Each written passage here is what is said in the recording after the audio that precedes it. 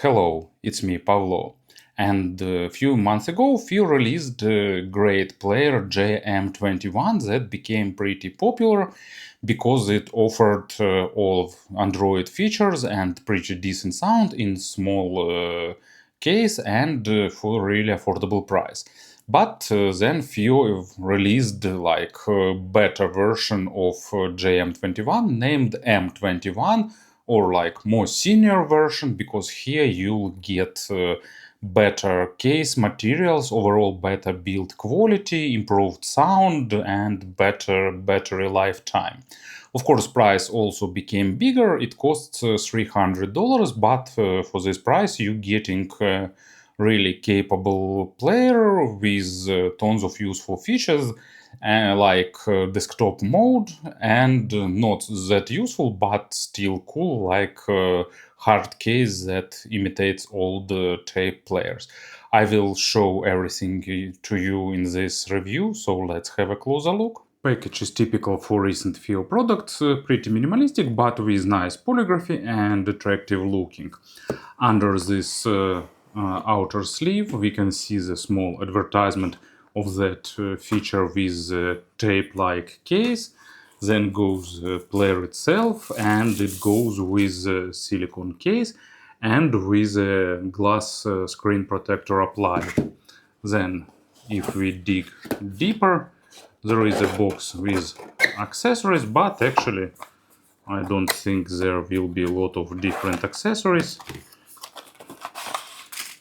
Yep, so basically just USB Type-A to USB Type-C cable, but don't forget that we already have a screen protector and silicone case. So accessory set is pretty good here. FiiO constantly working on the design of their devices and it was visible in JM21, but M21 makes a noticeable step forward in this aspect. It's from one hand pretty simple in terms of design, from the other hand you can see that FiiO worked with textures, colors and overall as external aesthetics. There are two color versions available and I prefer this blue golden one a bit more. You can see that FiiO selected not bright tints of colors and that makes the device look even more expensive. And buttons are nice, they have good tactile feel, they are easy to find and to press, and it feels really good in hand. It's pretty pocketable, not big, of course not as small as players of the past era, but still compared to many other models it's pretty pocketable and made of metal. On the back side, actually I'm not sure what material is it. It feels like glass, but maybe it's some kind of nice textured plastic, but anyway it's really pleasant to touch and it looks pretty nice. Also you can see here these three contacts for this external case. And on the left side we have on-off button, multi-purpose LED indicator, volume rocker, and one button that you can customize in the settings. Also there is a toggle that turns on D mode, disconnecting internal battery and allowing this device to run on the external power. Pretty useful if you want to save battery life using it as DEC, for example. And it also has hardware hold toggle. On the right side there are three buttons for playback navigation. They have nice distance, so they are really easy to operate without looking. On the top there are two outputs, 3.5mm and 4.4. Both can be used as line out and headphones out, and this one can be also used as coaxial output. On the bottom there is a microSD slot and two USB Type-C inputs. This one is just for external power and this one is universal. You can use it for all things you can expect from the USB Type-C connector. You can use player as a DEC, you can connect it to external DECs and so on and so forth. And as you can see, it became a bit thicker compared to JM21 and internal battery is also bigger. So in my tests, I've got from 10 to 12 hours on the balanced output. Maybe sometimes a bit less, but still pretty good figures. And on the single-ended output, I'm getting like 13 plus hours. But of course, it depends on how often you will be using screen, selected gain, selected earphones, volume, and so on. But in general, I'd say that battery lifetime is pretty nice here. Screen look seems to be the same as in JM21, not super bright, but you can see it still remains pretty visible even under my studio lights. Viewing angles are nice, and it has narrow bezels that looks attractive, and overall it registers gestures pretty well, and thanks to the fast chipset inside, the overall interface also looks pretty snappy. Let's talk about the cases, because this time FiiO really showed serious approach to the accessories and provide us a bunch of options. Actually, even a stock silicone case definitely looks pretty attractive. Here used some nice thin silicone. It has attractive color, and it's not sticky, so it won't be gathering all that dirt and lint into your pocket. Also, it's really nicely built and fitting player pretty well. There are two pleather cases, similar in terms of design, and you can choose the color that you like more. Blue one, or for example, if you want some additional color accent, for example, you can combine blue player with this yellow leather case. It won't be really visible much, but still a bit of bluish tint contrasts well with this yellow case. Everything is accessible, and so looks also pretty well built. But of course, the main showstopper, main feature behind this player is this tape player like hard case. So it's nicely built, feels pretty well, and you can open the front lid, then put player inside. There are actually rubber inserts to provide nice reliable fit of player in the case and good hold, and then you can close it, and it will switch the interface to the dedicated tape-like design. Actually, it shows the album cover, and overall it looks pretty nice. And there are hardware buttons that control playback, control volume, and also you can even turn it on off. Play stop. Outputs are available here. USB ports are available here, and other sides are covered. So I can't say that it's kind of something useful or like game-changing feature, but it's definitely a really attractive thing. It provides a decent protection to your player, and it looks really nice. Actually, that's the case where I'd probably like to see some kind of belt clip, but of course it would have been pretty fragile in this case. But like imagine carrying modern player on your belt like old-time tape players. But still, really nice and fancy idea. And to get it out, you can just get it and push from the back through these openings. So firmware here is based on Android 13, which is pretty okay version nowadays. And FiiO didn't change much the UI, UX, so they added just the things necessary for the media player, like system resampler bypass, system-wide equalizer, and effects, so you can change equalizer and linear and parametric are available. and some effects like compressor, channel balance, treble, stereo expand, and so on. Also, of course, they've added a bit of extra settings. First one is mode selector. Usually for FiiO players you're getting Android mode, pure music mode, same as Android, but instead of launcher you're just getting FiiO player. USB DAC, Bluetooth receiver, and AirPlay. It's convenient to have one place to select the mode.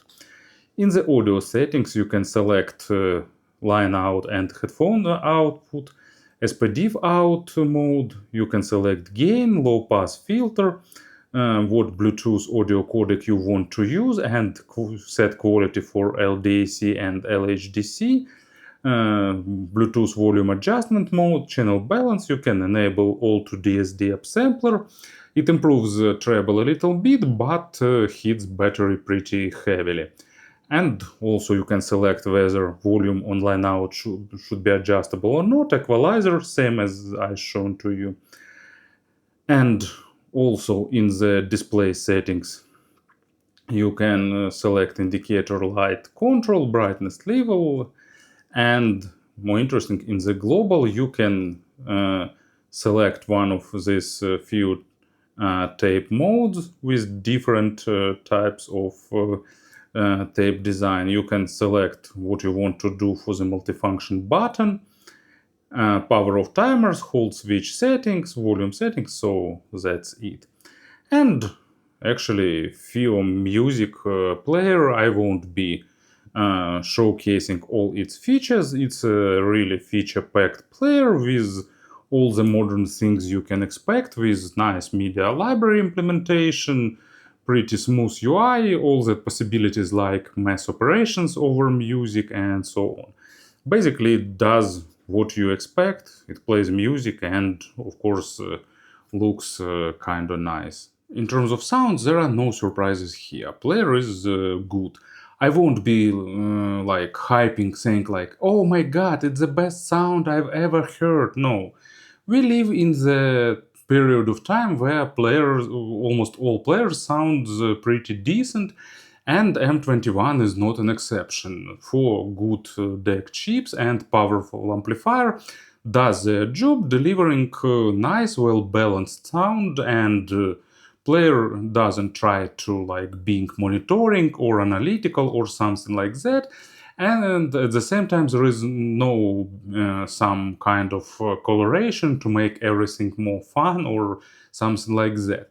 Actually there is a bit of additional weight on the mid frequencies, but I can't call this like a big coloration, or I can't call this player warm. No, it's more balanced, and overall sound signature most of all will depend on the earphones you're going to use with it. So bass goes to the maximum depth, it's well controlled, it's delivering textures pretty well. Compared to more expensive players, probably it's you can notice a bit of rounding in the low frequencies, but in general it sounds pretty snappy. When it's necessary, you'll get a nice kick, you'll get a decent rumble, and you'll get a good amount of small nuances and details. It won't be as rich as, I don't know, FiiO M17 for example, but still more than enough to make instrument sounds lively and realistic. So let's see two examples I prepared. First one is Deep Purple Smoke on the Water, and the moment when bass guitar starts sounds really nice and delivering bass with good sense of realism. And a real feast when it comes to the bass, it's Michael Jackson, Come Together, great cover version of a great song.